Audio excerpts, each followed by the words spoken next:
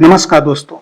आज हम बात करने वाले हैं एक ऐसे फिलोसोफर या प्रोफेसर के बारे में जिनके बारे में कहा जाता है कि जब वो सड़क पर निकलते थे घर से तो वहां के लोग अपनी घड़ी की सुई उनके निकलने के टाइमिंग से मैच कर लेते थे।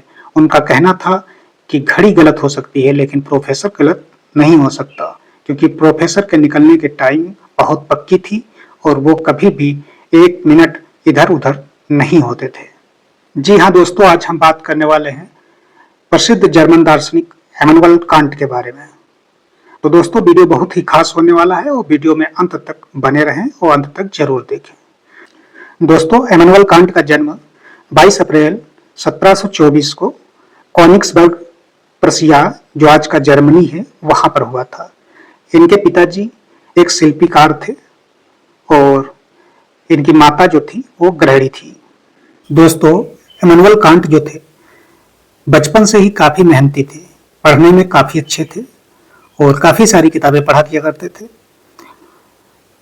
1746 में इनके पिताजी का देहांत हो गया, निधन हुआ जब, तो इनके भाई बहन जो थे, कुल मिला के 11 भाई बहन थे ये इमैनुअल कांट, और 11 भाई बहनों में ये चौथे नंबर पर आते थे।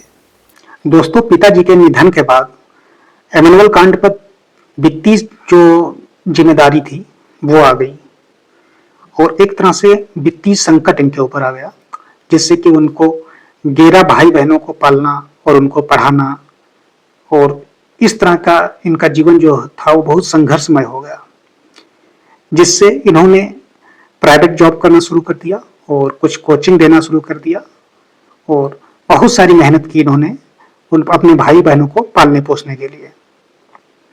दोस्तों, इमैनुअल कांट ने इतनी सारी जिम्मेदारियों के बावजूद पढ़ाई नहीं छोड़ा, उन्होंने हार नहीं मानी और यूनिवर्सिटी ऑफ कोनिग्सबर्ग से उन्होंने अपना शिक्षा कार्य पूरा किया और वहीं पर बाद में वो प्रोफेसर बन गए।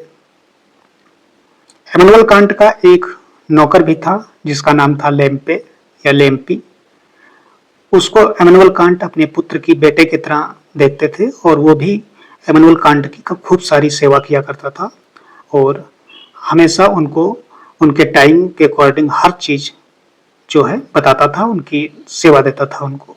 इमैनुअल कांट जिस तरह से अपने टाइम के लिए बहुत ही पंक्चुअल रहते थे, वो कभी भी अपने टाइम के साथ खिलवाड़ नहीं करते थे, वो कभी भी एक सेकंड इधर उधर नहीं होते थे। जिस टाइम जो कार्य उनको करना होता था उस टाइम उस कार्य को करते थे, ना एक सेकंड इधर ना एक सेकंड उधर। इसलिए उन्होंने अपने नौकर को साफ हिदायत दी थी कि अगर वो 5 बजे या फिर 4:45 पर ना उठें तो उनके ऊपर 1 बाल्टी पानी नौकर डाल दे, क्योंकि उसको जगाना जरूर है। अगर वो नहीं जागते थे तो नौकर को उल्टा ही डांट पड़ता था। और कभी ऐसा नहीं हुआ कि जो है उन्होंने अपने टाइम के इधर उधर कोई कार्य किया हो। दोस्तों, इमैनुअल कांट जो थे, इनका जो रुचि था वो physics, metaphysics, maths, natural history, खगोल शास्त्र और इसके अलावा राजनीति में भी बहुत गहरी रुचि रखते थे। दोस्तों, कांट विवाह को जरूरी मानते थे, लेकिन इन्होंने खुद शादी नहीं की, ये खुद हमेशा अविवाहित ही रहे। कांट जो थे वो शुरुआती दिनों में आदर्शवादी थे, बाद में ये रेशनलिस्ट हो गए और बाद में इन्होंने देखा कि रेशनलिस्ट और एम्पिरिसिज्म में जो है कुछ इनके सिद्धांतों का जो है हमेशा ये खंडन करते रहे, आलोचना करते रहे। तो इन्होंने देखा कि इसका क्यों ना बीच का रास्ता अपनाया जाए, तो इन्होंने एक मिडिल ग्राउंड थ्योरी निकाला और वहां से क्रिटिसिज्म का जो है इन्होंने कॉन्सेप्ट दिया। दोस्तों, कहते हैं कि जब ये कांट रेशनलिस्ट थे, यानी तर्कवाद को बहुत महत्व देते थे, इनके ऊपर प्रभाव था, तब कहा जाता है कि ये टाइमिंग के बहुत पंक्चुअल थे। तो एक बार एक किस्सा इनके समय हुआ, जब ये एक पार्क जाया करते थे और उस पार्क में इन पार्क की जो चौखट थी, पार्क का जो गेट था, उसके ऊपर इनका पहला जो कदम पड़ता था वो 3:45 पर पड़ता था, यानी 3:45 बजे। जब ये 3:45 पर पहला कदम रखते थे वहां पे, और इनका ये रोज का था, जब ये पार्क जाते थे तो 3:45 पर ही इनका पहला कदम उस पार्क की चौखट पर पड़ता था। तो एक बार क्या हुआ कि ये वहां पर गए और 3:45 पर अपना पहला कदम पार्क की वो चौखट पे रखे और वहां जाकर एक बेंच था, वहां पे जाके बैठ गए। वहां पर इनके पास एक बुक था, किताब, उसको पढ़ने लगे। और कहते हैं कि जब वो किताब पढ़ रहे थे तो उस किताब में इतना ये डूब गए, डूबते चले गए, पढ़ते चले गए। और इसके पहले वो कभी भी भाव को महत्व नहीं देते थे, इमोशंस को, फीलिंग्स को जो है महत्व नहीं देते थे, क्योंकि वो तर्क को ही अच्छा मानते थे, तर्क के पक्ष में थे। लेकिन हुआ क्या कि जब उस किताब को पढ़ने लगे ये, तो उस किताब में डूबते चले गए। और इनका टाइमिंग जो था वहां उस पार्क से वापस जाने का, क्योंकि ये टाइमिंग के बहुत पंक्चुअल थे, ये बहुत रेशनलिस्ट थे, तार्किक बातें किया करते थे।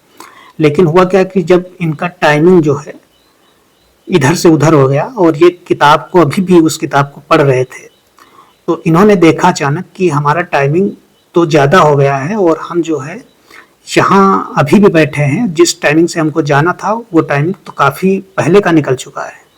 तब इनकी जो है आंखें खुल गई और इन्होंने बताया कि जो है तार्किक होना ही केवल अच्छा नहीं है, उसके साथ साथ भाव भी होना चाहिए, इमोशंस भी होना चाहिए, फीलिंग भी महत्वपूर्ण है, इम्पोर्टेंस है। फीलिंग की भी जो है रोल जो है, भूमिका जो है उतना ही है जितना जो है तर्क का है। दोस्तों, इमैनुअल कांट का जो आदर्श वाक्य था वह था, जानने का साहस रखो और हमें एक दूसरे से जुड़े रहना चाहिए, और एक जगह होने वाली नाइंसाफी धरती पर हर जगह होती है। और ये लोगों से अपील किया करते थे कि अंधभक्ति और कायरता से बाहर निकलो और जानने की इच्छा हमेशा रखो, प्रश्न करने की आदत डालो, क्योंकि उस समय चर्च और कई सारी शक्तियां जो विद्यमान थी, जो समाज के लोगों को दबा के रखती थी।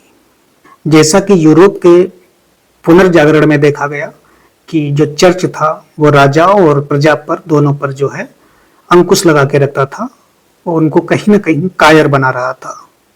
तो इमैनुअल कांट 18वीं सदी के जो है दार्शनिक थे और ये लोगों से हमेशा अपील किए कि प्रश्न पूछने की आदत डालो, जानने का साहस रखो, डरो मत, केवल देवी शक्ति पर निर्भर ना रहो, अपना सच अपने से जानने की कोशिश करो। इमैनुअल कांट ने ही लोगों से अपील की कि तर्क और समझ के आधार पर सही गलत को पहचानो जो हो रहा है, और जानने की इच्छा रखो, सवाल पूछो, सवाल पूछने में कायरता ना दिखाओ। दोस्तों, इमैनुअल कांट ने 70 से ज्यादा रचनाएं, कृतियां, पेपर पब्लिश किए, जिसमें उनकी 3 जो है कृतियां थी, critique of pure reason, critique of practical reason और क्रिटिक ऑफ जजमेंट।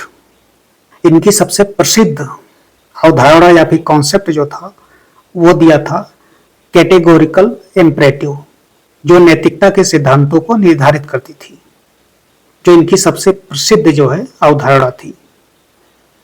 इस तरह से इन्होंने बहुत सारी रचनाएं और कृतियां लिखी जो आज के दर्शन शास्त्र के दौर में आज भी प्रासंगिक हैं और उनका प्रयोग कहीं ना कहीं लोग कर रहे हैं। दोस्तों, कहा जाता है जब इमैनुअल कांट बीमार पड़े तो इनके जो और 10 के आसपास जो भाई बहन थे, वो उसमें से एक भी देखने नहीं आया, जिनकी इन्होंने जो संघर्ष के दिनों में इनको पढ़ा लिखा कर इनको बड़ा किया था, उनमें से एक भी भाई बहन इनकी सेवा में नहीं आया। इनकी जो सेवा इनके नौकर लेम्पे ने ही की, और लेम्पे 40 वर्ष तक इनके साथ रहा और इनकी खूब सारी सेवा करता रहा। लेकिन लेम्पे काफ़ी दिनों के बाद वो शराब पीने लगा, और जिसकी वजह से इन्होंने अपने बहुत दुख के साथ अपने नौकर लेम्पे को 1802 के आसपास अपने नौकर को अपने घर से निकाल दिया, जिसका इन्होंने अपने नोटबुक में जिक्र किया कि लेम्पे के नाम को और ज़्यादा याद नहीं किया जाना चाहिए। इनको नौकर को निकालते वक्त बहुत ज़्यादा दुख का सामना करना पड़ा, क्योंकि ये जो इनका नौकर था उसको अपने बेटे या पुत्र की तरह मानते थे, वो भी इनको अपने गार्जियंस की तरह मानता था, वो कभी इन्होंने एक दूसरे से भेदभाव नहीं किया।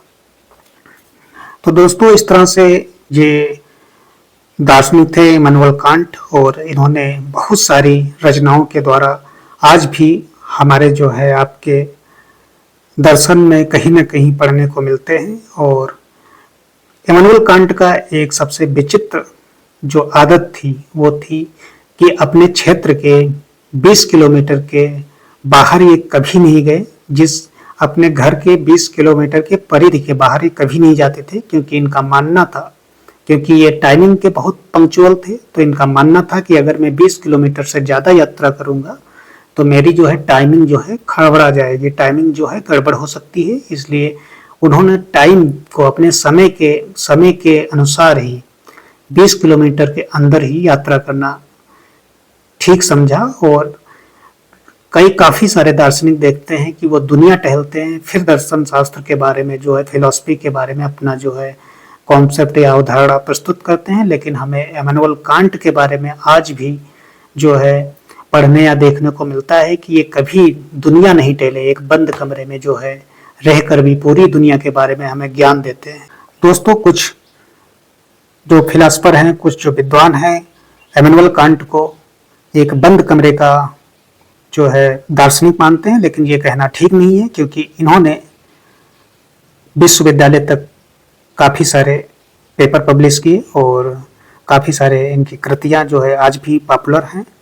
और इस तरह से वो पूरी दुनिया के बारे में छोटी सी एक जगह में रहकर भी बहुत सारा ज्ञान जो है लोगों तक पहुंचाने का कार्य किया। इसलिए मैं ये नहीं कह सकता कि ये एक बंद कमरे के जो है दार्शनिक थे, फिलोसफर थे। इन्होंने पूरी दुनिया को समझने का एक नया तरीका जो है, एक आधुनिक तरीका विकसित किया। तो दोस्तों ये था कुछ कांट के बारे में जानकारी, ये किस प्रकार से दार्शनिक थे और इन्होंने कैसे अपने सिद्धांत दिए, किस प्रकार से कार्य किया और किस लिए इनको टाइमिंग पंक्चुअल फिलोसफर कहते हैं, क्योंकि ये टाइम के बहुत पक्के थे। इमैनुअल कांट के दर्शन पर बात करना मतलब बहुत बड़ा जो है एक तरह से टॉपिक लेना।